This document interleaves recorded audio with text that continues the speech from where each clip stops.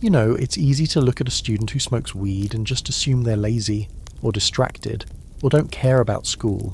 But the truth? It's rarely that simple. Most people don't ask why. They don't ask what's underneath. They don't see the quiet war that's going on in someone's head, between pressure and peace, between control and escape. Because sometimes that joint, that edible, that high, it isn't about rebellion. It's about relief. It's about finally, for once, not feeling like you're drowning in expectations you can't meet.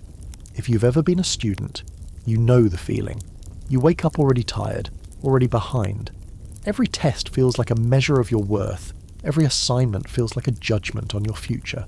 You scroll through your feed, and it looks like everyone else has it figured out. Everyone's studying, succeeding, smiling, and then there's you, barely holding it together.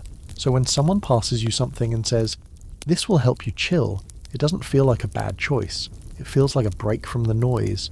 It feels like the one moment your brain isn't screaming at you to do more, be more, become more. The psychology behind that moment is deeper than most realize. Weed isn't just a substance, it's a coping mechanism. And coping mechanisms at their core are survival tools. According to cognitive psychology, the human mind is wired to seek balance, what psychologists call homeostasis. When emotional pressure builds beyond what we can manage, the brain starts searching for relief valves. For some, that's music. For others, exercise, art, or talking to someone.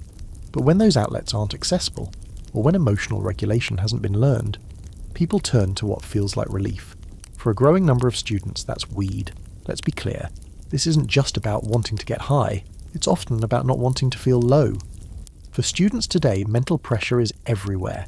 Academic expectations are higher than ever.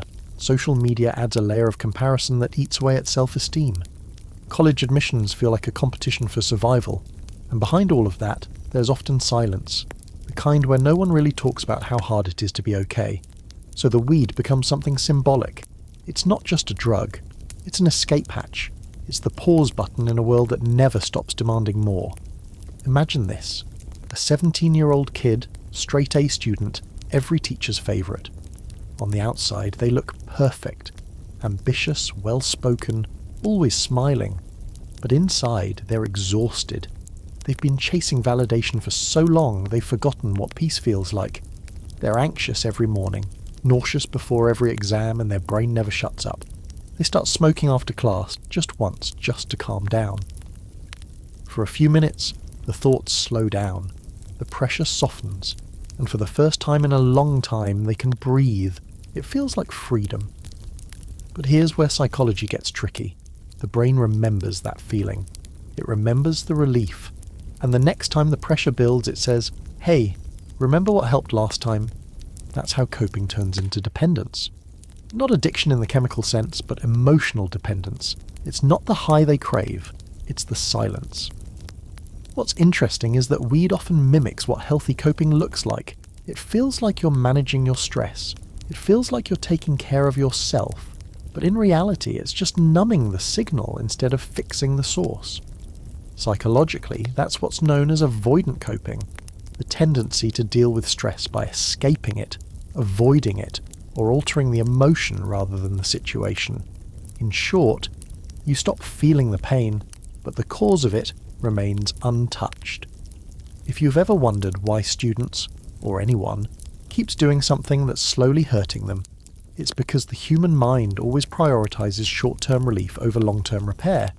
It's a survival instinct that once saved us from danger, but in modern life, it tricks us into staying stuck. When a student feels overwhelmed, lonely, or hopeless, the brain sends signals that feel unbearable. Weed dampens those signals. It slows the intensity of anxiety, quiets the chatter, and for a moment replaces chaos with calm. And once that association forms, weed equals relief. The brain doesn't care about GPA, future goals, or consequences. It only knows, this helps me feel okay. Here's the thing though, no one really teaches emotional regulation in school. We're taught formulas, dates, definitions, but not how to sit with discomfort, not how to process fear or failure or insecurity. So when students start using weed as a coping tool, it's often not about rebellion or pleasure. It's about filling an emotional gap that no one helped them fill. They don't want to get lost. They just don't want to feel lost alone.